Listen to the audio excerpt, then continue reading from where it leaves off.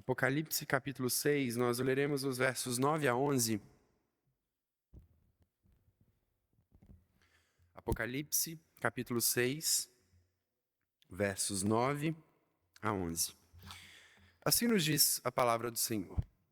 Quando ele abriu o quinto selo, vi debaixo do altar as almas daqueles que tinham sido mortos por causa da palavra de Deus e por causa do testemunho que sustentavam.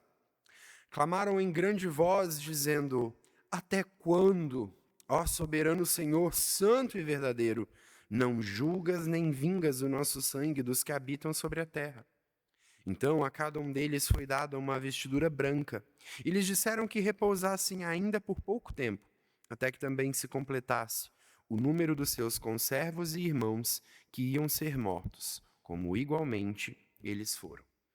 Até aqui a leitura da palavra do nosso Deus. Pai, fala ao nosso coração, fala ao coração do teu povo nessa manhã. Usa-nos como instrumento em tuas mãos e edifica a tua igreja. Que a tua palavra seja exposta com fidelidade e que o nosso coração agora se acalme de toda ansiedade e agitação que porventura possa estar o assolando e que nos voltemos unicamente a ti. Em nome de Jesus que oramos. Amém. Amados irmãos, em algum momento da sua vida, você já teve a experiência de estar em algum ambiente? E aí tem duas pessoas conversando num canto, você chega, pega a conversa pelo meio e você pega aquele negócio meio atravessado. Parece que eles estão falando algo grave, algo estranho, você começa a se preocupar e você fica, mas o que esse povo está falando? Até que depois, quando você chega perto de um para prestar esclarecimento, você vai entender o contexto e falar: Ah, era disso que você estava falando? E aí você percebe que a interpretação da coisa era completamente diferente. Essa situação, que não é rara de acontecer conosco, ilustra bem a posição que muitos crentes, inclusive, têm em relação ao livro de Apocalipse. O livro de Apocalipse ele é um livro muito bonito, ele é um livro que traz encorajamento e esperança, especialmente aos cristãos do primeiro século, que estavam enfrentando grandes desafios por conta de sua fé. E é um livro que vem mostrar para nós, vem mostrar não só para os leitores originais da época, mas para todo o povo do Senhor, como o nosso Deus é o Deus soberano e vitorioso, que reina sobre tudo e sobre todos. É o Deus que garante a vitória do seu povo a despeito das dificuldades e perseguições que eles possam vir a enfrentar.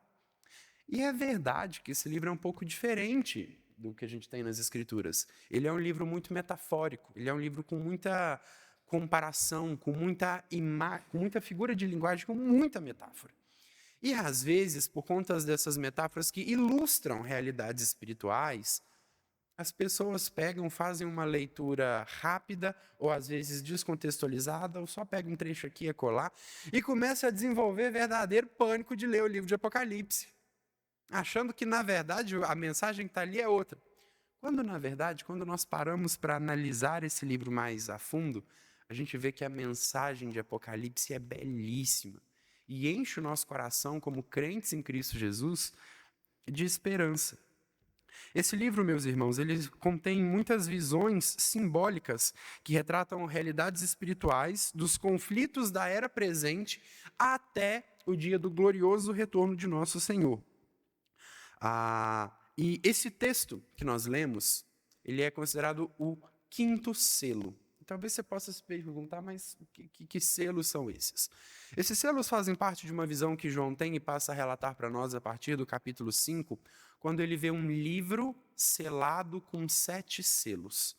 E ninguém, além do Cordeiro, que é Cristo Jesus, era digno de abrir esse livro e de desatar os selos. Esses selos aqui eram aqueles selos antigos, dos impérios antigos, quando você escrevia uma carta e selava, colava com uma espécie de cera quente, e aquilo ali ficava colado e era a marca, especialmente quando o rei selava um documento, era uma marca real de autenticação daquele documento.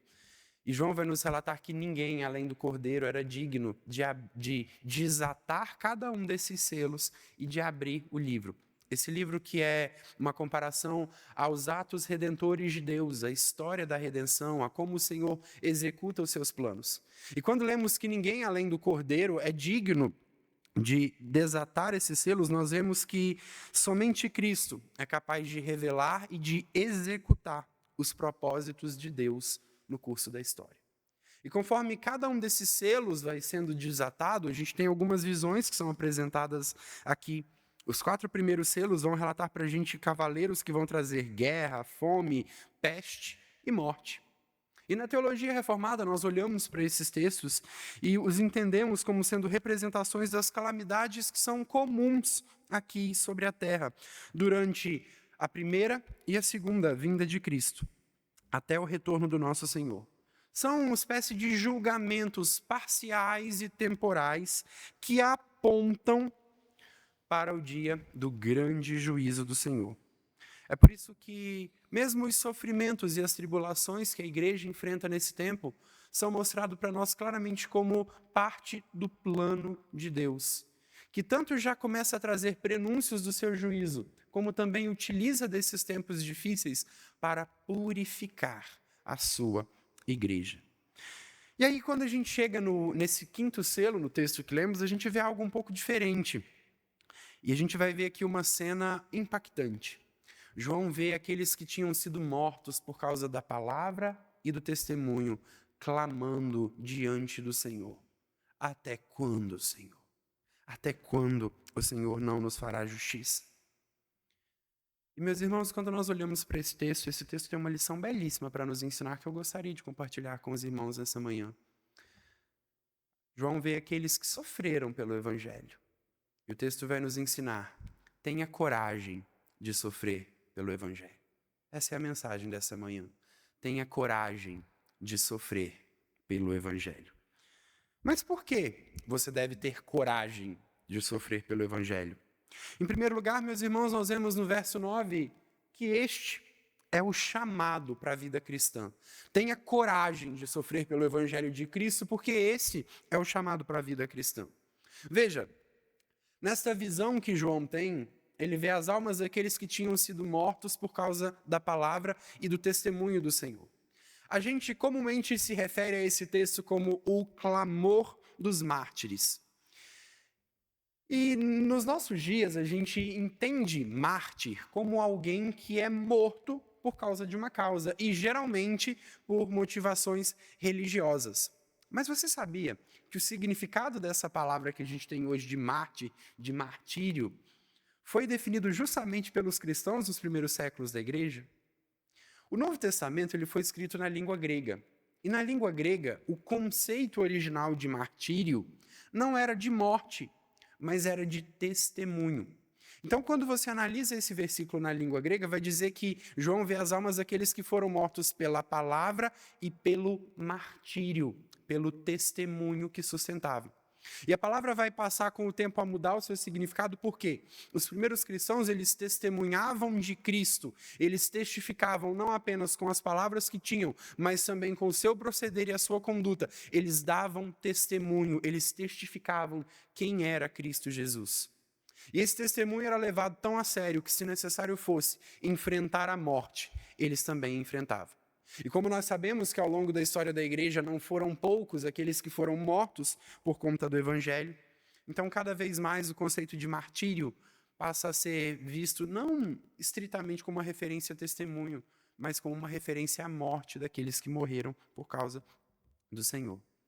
No entanto, irmãos, muitos comentaristas, eu tendo a concordar com eles, defendem que aqui João está vendo não apenas aqueles que morreram de forma truculenta, a fio da espada, crucificados, queimados, jogados a leões, tudo isso nossos irmãos enfrentaram no primeiro século. Mas muitos entendem que João, na verdade, está vendo como que a totalidade dos crentes, uma vez que todo cristão é chamado a sofrer pelo Evangelho. Você se lembra que o apóstolo Paulo, lá no capítulo 8, no verso 36 da sua carta aos Romanos, vai nos dizer que por amor de Cristo, nós somos entregues à morte todos os dias. E assim é a vida do cristão. É uma vida de contínua entrega à morte.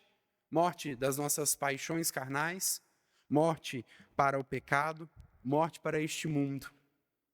E nós sabemos que enquanto vivemos essa vida, muitos são os desafios e as perseguições que os crentes enfrentam. E é verdade que nos primeiros anos da igreja, muitos foram mortos, mas nem todos chegaram a enfrentar desafios de ter sangue derramado. Por isso que aqui a gente pode entender que essa visão não se refere tão somente àqueles que foram assassinados a fio da espada, mas que João está vendo o clamor do povo crente, do povo do Senhor. Senhor, até quando, Senhor, não nos fará justiça? Irmãos, basta que olhemos ao nosso redor para ver que até hoje o povo do Senhor tem enfrentado grandes desafios em sustentar o testemunho de Cristo. Às vezes nós nos acostumamos na nossa rotina e a gente não se lembra de irmãos nossos que estão espalhados ao redor do mundo que até hoje têm vidas ceifadas por conta do Evangelho. E o portal Portas Abertas, que é uma instituição especialista em mapear a perseguição cristã no mundo, vem dizer que no século XX a perseguição aos cristãos cresceu de uma forma assustadora e ela tem continuado a crescer no século XXI. Nunca se esqueça dos seus irmãos e conservos que até hoje enfrentam desafios de até mesmo ter sangue derramado por conta do Evangelho. Mas é verdade que nós também, nos nossos dias, no nosso trabalho, temos enfrentado grandes desafios. E um exemplo que a gente pode pensar é como tem sido difícil criar os nossos filhos na doutrina da admoestação do Senhor em um mundo que tenta cada vez mais colocar ideias tortas na cabeça das nossas crianças. E a gente tem sofrido com isso. E por muitas vezes os pais crentes sofrem retaliações até mesmo, seja na instituição onde matriculam os filhos, seja nas instituições onde trabalham. E nós sofremos. Mas, meus irmãos, o Senhor vem nos mostrar que a vida cristã, ela envolve sim sofrimento, mas o Senhor não está alheio, o Senhor é quem cuida do seu povo. João vai dizer para nós que ele vê debaixo do altar essas almas, e essa referência às almas estarem debaixo do altar é uma referência clara à proteção. No contexto do Antigo Testamento, o estar debaixo do altar do Senhor era uma referência clara a estar protegido. O que João está mostrando é o seguinte: os cristãos sofrem nesse mundo, mas eles estão protegidos pelo próprio Deus. É por isso que nós somos vitoriosos até mesmo na morte, porque na morte nós vamos nos encontrar com o nosso Senhor. Meu irmão, eu quero te lembrar que o sofrimento, não apenas as dores que você enfrenta na sua vida no dia a dia, mas também os sofrimentos, os desafios e até mesmo as perseguições por conta do Evangelho são parte da vida cristã. E a gente não pode se esquecer disso. E numa sociedade cada vez mais hedonista, que busca cada vez mais e mais tão somente o prazer, a satisfação dos seus próprios desejos, nós precisamos lembrar que a vida cristã é um chamado a tomar a nossa cruz e seguir ao nosso Mestre. Hoje não são raras as igrejas que surgem trazendo uma mensagem tão somente de você vai ser um vitorioso, você não vai ter problema, e não é difícil ver o quão lotadas são essas igrejas, esses lugares. Porque o que o homem moderno quer ouvir é tão somente que ele vai se dar bem, que ele vai ser bem-sucedido, que ele vai ganhar dinheiro, que ele vai ser exaltado e coroado de glórias em sua carreira. Mas o Senhor nos mostra que ao longo da nossa trajetória aqui, muitos sofrimentos estão destinados ao povo do Senhor. Mas isso faz parte do plano do nosso Deus. Por isso, não pense que se você está vivendo a vida cristã, se você está vivendo uma vida de serviço a Cristo, isso significa que o Senhor é obrigado a te recompensar tão somente de bênçãos e de prazeres e alegrias nessa vida. Vida cristã envolve sofrimento e envolve lágrimas. O Senhor um dia há de tirar de nós toda dor, toda lágrima, mas esse dia ainda não chegou. E enquanto esse dia não chega, viva a sua vida aqui, vislumbrando o lar. Viva a sua vida aqui com os olhos na eternidade. Que a oração de um grande e piedoso homem de Deus do passado, Jonathan Edwards, seja todo dia a sua oração. Senhor, grava a eternidade nos meus olhos. Os cristãos sofreram, os cristãos ainda sofrem. E o verso 11 deixa claro para a gente que os cristãos ainda sofrerão até o grande e glorioso dia de Cristo. Vida cristã é um chamado ao sofrimento. E você, está disposto a sofrer por Cristo? Tenha coragem de sofrer pelo Evangelho. Tenha coragem de sofrer pelo Evangelho porque, em primeiro lugar, este é o chamado para a vida cristã. Mas, em segundo lugar, o texto vem nos ensinar também, tenha coragem de sofrer pelo Evangelho porque o justo juiz não está alheio. Veja o que diz o verso 10. aquelas almas dos mortos pela palavra do Senhor clamaram em grande voz, dizendo: até quando, ó soberano Senhor, santo e verdadeiro, não julgas nem vingas o nosso sangue dos que habitam sobre a terra? Aqui nós vemos esses crentes que sofreram neste mundo clamando diante do Senhor: Senhor, até quando? Até quando o Senhor não vai fazer justiça? Essa ideia do não julgas nem vingas o nosso sangue traz justamente a ideia do Senhor, até quando o Senhor não vai julgar e não vai fazer justiça ao nosso sangue, dos que habitam sobre a terra. E essa referência dos habitantes da terra aqui é uma referência aos inimigos do Senhor. Senhor, até quando o teu povo está sofrendo? Nós sofremos e os que ainda estão na terra têm sofrido muito, mas até quando o Senhor não vai julgar a nossa causa? E se os irmãos têm alguma familiaridade com as Escrituras, sabem que essa expressão, até quando, Senhor, é muito comum nos Salmos, por exemplo. Nos Salmos de lamento, nos Salmos imprecatórios, Senhor, até quando o Senhor não vai fazer justiça? Isso já nos ajuda a entender, irmãos, a legalidade do pedido que esse povo está fazendo ao Senhor. Porque talvez você possa olhar e falar: que estranho, os crentes diante do Senhor clamando por vingança. Mas Cristo nos disse que nós devemos amar nossos inimigos. É verdade. Mas essas duas verdades andam juntas nas Escrituras, meus irmãos. O clamor dos mártires aqui é para que o Senhor, o justo juiz, execute a sua justiça. O Senhor nos ensina a viver uma vida de confiança nele e na sua justiça neste mundo. Mas ele nos lembra que ele mesmo é o juiz que há de julgar a terra. E por isso, enquanto nós vivemos aqui, nós devemos ter o nosso coração voltado para o Senhor, lembrando que de todos os males que cercam o povo de Deus neste mundo, Deus mesmo há de trazer justiça. Essa sempre foi a mentalidade do povo do Senhor. Você se lembra, por exemplo, no Salmo 137, um dos salmos imprecatórios mais intensos que a gente tem nas Escrituras. Termina com um versículo estranho que chega a dar uma sensação esquisita na gente, falando que vai ser feliz aquele que pegar os filhos da Babilônia e esmagá-los contra a pedra.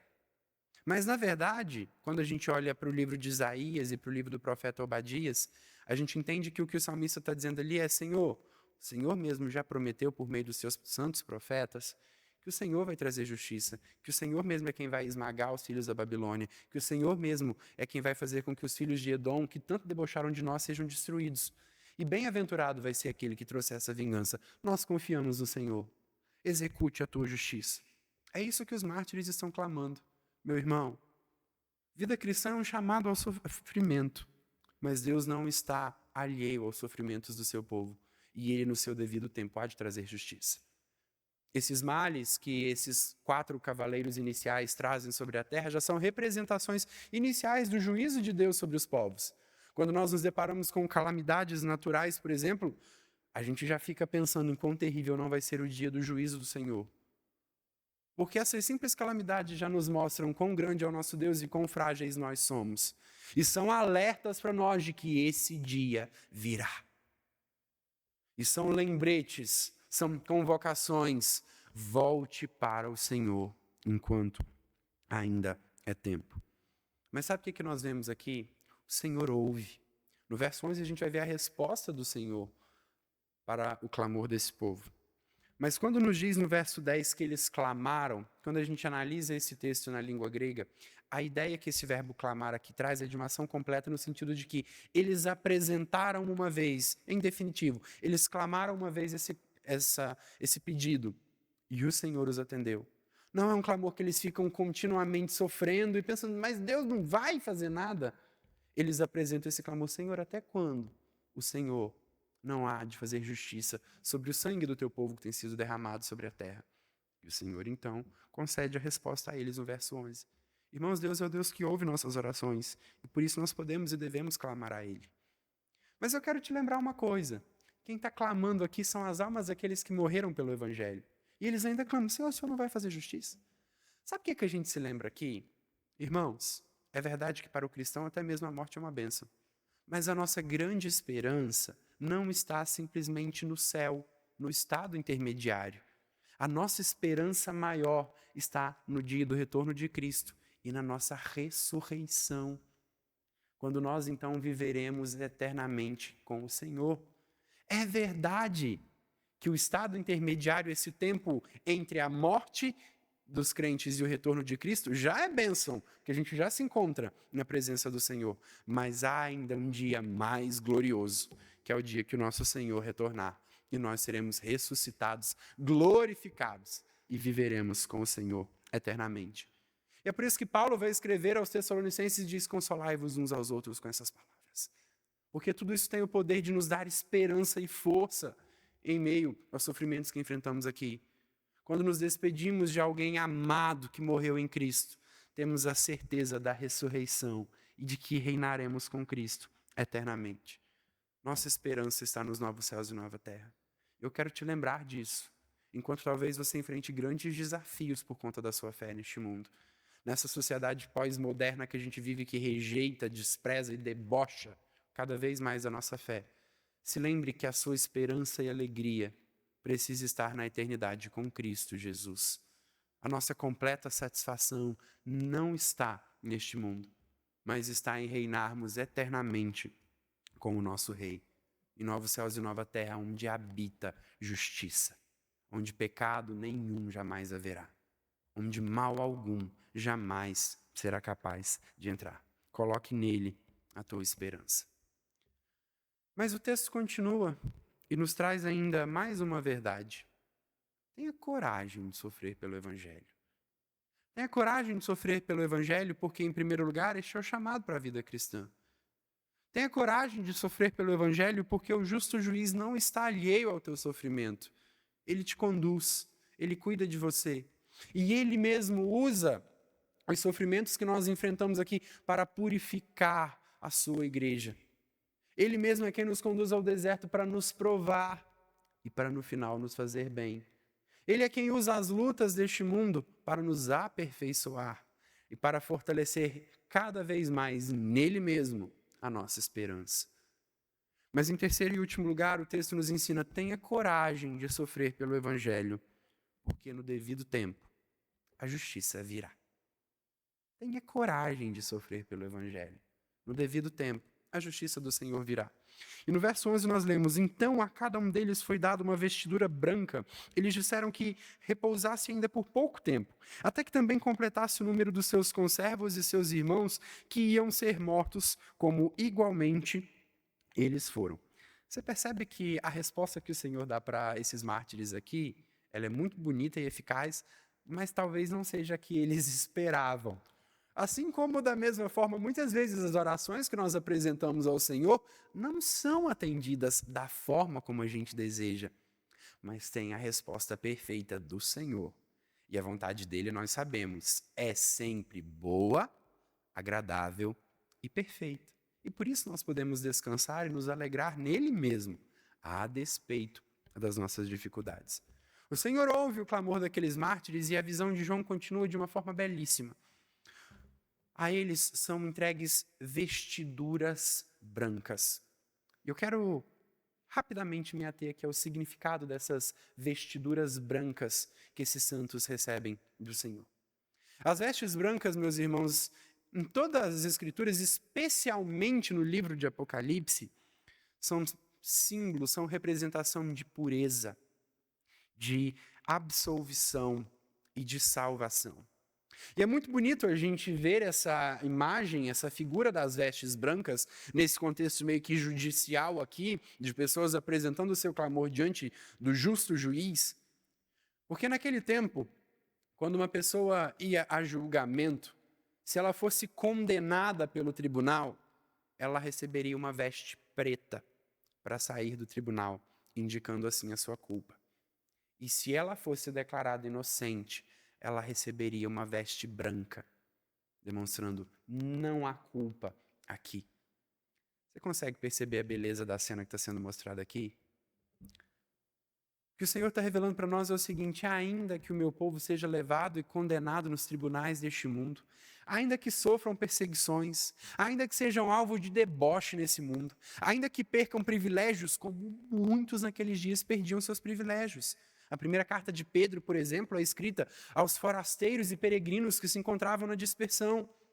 Eram crentes, irmãos, que por crerem no Senhor começavam a perder emprego, prestígio social, as próprias famílias começavam a desprezá-los, e gente que por vezes tinha que fugir rapidamente para ter a sua vida preservada. O Senhor está dizendo, é verdade que tudo isso pode acontecer com o meu povo. É verdade que podem, inclusive, serem mortos. E a gente tem, ao longo da história, registro de cristãos que foram decapitados, gente que foi morta a fio da espada, gente que foi queimada, gente que foi empalada, gente que serviu de poste para o Império Romano, corpos amarrados em estacas e que tacavam fogo para iluminar as ruas do Império Romano. Você tem ideia de quanto sofrimento nossos irmãos já enfrentaram? E permaneceram fiéis. Eu não sei você, mas me envergonha em pensar quão rasa é a nossa fé na atualidade quando a gente olha para o testemunho desses nossos irmãos, que olhavam para a morte e se alegravam em pensar, eu vou ver o meu Senhor. Há um testemunho belíssimo na história da igreja de um homem chamado Inácio de Antioquia. Inácio é condenado a ser lançado no Coliseu romano, onde seria devorado por leões. E enquanto esse dia não chega, enquanto Inácio está sendo levado para lá, ele escreve uma carta para a igreja e diz o seguinte: eu não peço que vocês orem para que o Senhor me livre daquelas feras que hão de devorar meu corpo. Eu peço para que vocês orem que o Senhor me dê coragem, mesmo sendo devorado pelas feras. Eu peço que vocês orem para que o meu testemunho cause impacto naqueles que estarão vendo essa cena terrível. E que muitos entendam que é uma alegria, é um privilégio sofrer por Cristo. Eu peço que vocês orem para que mesmo em meio à dor, que eu sei que me virá, o Senhor lembre ao meu coração de que ainda que esse meu corpo seja destroçado, Ele há de ressuscitar, Ele há de ser glorificado no grande e glorioso dia de Cristo. É por isso que eu peço que orem, meus irmãos. Que sejam vocês também corajosos no testemunho de Cristo. Esse é o chamado para a vida cristã. E o Senhor está dizendo, eu não estou alheio a nada disso. Ainda que vocês sejam condenados nos tribunais deste mundo, vocês recebem de minha parte, do justo juiz, vocês recebem vestiduras brancas. Vocês estão salvos. Seus pecados estão perdoados. Vocês estão absolvidos. Desfrutem da salvação que Cristo conquistou para vocês na cruz. E as vestes brancas são garantia de que vocês reinarão com Ele. Seus pecados foram lavados. E agora vocês estão mais alvos do que a neve. Mas veja, o Senhor dá essas vestes e diz, descansem ainda mais um pouco. Como eu disse, irmãos, o estado intermediário não é a nossa grande e maior esperança. O simples morrer e ir para o céu é bênção. Não é a nossa maior esperança. Mas já é grande bênção na vida dos crentes. Quando nós morremos, nós já nos encontramos na presença do Senhor. Nós descansamos no Senhor das nossas fadigas. É por isso que no próprio livro do Apocalipse a gente lê, bem-aventurados os que desde agora morrem no Senhor, porque descansam das suas fadigas, descansam dos seus labores e as suas obras os acompanham. Mas o Senhor diz para eles, descansem, até que se complete o número dos seus conservos e irmãos, que hão de ser mortos, como vocês também o foram. O Senhor está mostrando, muitos sofrimentos ainda virão, mas descansem. Eu continuo no controle de tudo. Muitos irmãos de vocês ainda vão sofrer. E essa expressão conservos e irmãos, ela é belíssima porque ela mostra o seguinte, somos todos servos do Senhor. Pastor Camargo sempre que escreve mensagem para a gente, coloca no final, vosso conservo, Pastor Camargo. Eu acho essa expressão linda. Somos todos servos, trabalhando um lado do outro. Mas em Cristo nós somos também irmãos. Nós somos feitos família de Deus. O Senhor diz, descansem, até que se complete o número daqueles que servem com vocês e que são seus irmãos, que também vão sofrer pelo testemunho do Evangelho. Mas o Senhor não está alheio. O Senhor nos mostra que os sofrimentos que nós sofremos neste mundo hão de ser recompensados no porvir. O Senhor mostra que se por um lado aqui sofremos, viveremos eternamente com Ele em plena e perfeita alegria. O Senhor mostra que Ele é soberano sobre tudo, inclusive nos sofrimentos, e que esses sofrimentos, inclusive, purificam a sua igreja. Mas Ele mostra que esses sofrimentos um dia vão chegar ao fim. E se você continuar a ler o texto, o desfecho dessa visão, nós vemos o Senhor trazendo juízo sobre a terra. Um dia, esse grande juízo pelo qual os mártires clamam, há de chegar. Deus há de trazer justiça. Eu quero dizer uma coisa para você que está firmado em Cristo. Isso deve trazer consolo e esperança para o seu coração. Isso deve te alegrar mesmo nos dias mais tristes da sua vida. Mas eu quero dizer algo para você que está brincando de ser crente. Eu quero dizer algo para você que talvez semana após semana vem aqui, ouve sermões, mas não experimenta mudança de vida. Esse dia chegará e ele há de ser terrível para com aqueles que não estão em Cristo. E se lembra que na Bíblia não tem terceira via. Ou você está com o Senhor, ou você não está. Ou você faz parte do seu povo, ou você faz parte dos seus inimigos. Por isso, meu irmão, não perca tempo. Hoje é dia de reconciliação na sua vida. Hoje é dia de você desfrutar dessa salvação que Cristo garante a nós na cruz. Ele há de trazer justiça. E que nesse dia você não esteja sentado no banco dos réus, mas que você desfrute da salvação do Senhor. Creia em Cristo, pois Ele é o único e suficiente Salvador que nós podemos ter. Caminhando para o fim dessa mensagem, eu quero te desafiar a não olhar para o livro de Apocalipse e ter medo dessas visões e pensar que é como uma conversa que você pega pelos corredores só pela metade e assim você fica assustado. Mas é estudar e conhecer e ter seu coração cheio de alegria e de esperança sabendo nosso Senhor voltará. Se você já leu o final desse livro, você sabe quão belo é o relato que nós temos nos capítulos 21 e 22 da vitória do povo do Senhor. Meu irmão, muitos sofrimentos têm vindo sobre nós. Muitas coisas têm acontecido no nosso mundo e têm nos assustado. Mas o Senhor reina e Ele reinará pelos séculos dos séculos. E nós aguardamos o dia do retorno do nosso Rei, quando então Ele nos levará para si mesmo e com Ele reinaremos para sempre. Consolemos-nos, pois, uns aos outros com essas palavras. Tenhamos coragem de viver para o Senhor e até mesmo de sofrer por Ele, sabendo que grande é o nosso galardão. Que o Senhor, por isso, nos conserve em graça, em fidelidade. Que o Senhor nos guarde no seu poder consolados e contentes, sempre achegados uns aos outros, achegados aos crentes, guardados no amor do Senhor. Que o Senhor nos guarde e nos preserve no glorioso trabalho dele, até o venturoso dia, quando estaremos com o Senhor. Vamos orar? Senhor, damos-te graças, ó Pai, pela tua palavra que enche o nosso coração de alegria e de esperança. Obrigado porque temos a certeza que o Senhor é o Rei vitorioso que reinará pelos séculos dos séculos. Obrigado pela certeza que temos que o Senhor é o soberano e é o justo juiz que há de trazer justiça sobre a terra. Obrigado porque em Cristo Jesus nós somos salvos. E te louvamos, ó Pai, porque mesmo que o mundo venha perseguir o teu povo, diante de ti o teu povo recebe vestiduras brancas, o teu povo está perdoado dos seus pecados. Louvado e engrandecido seja o Senhor.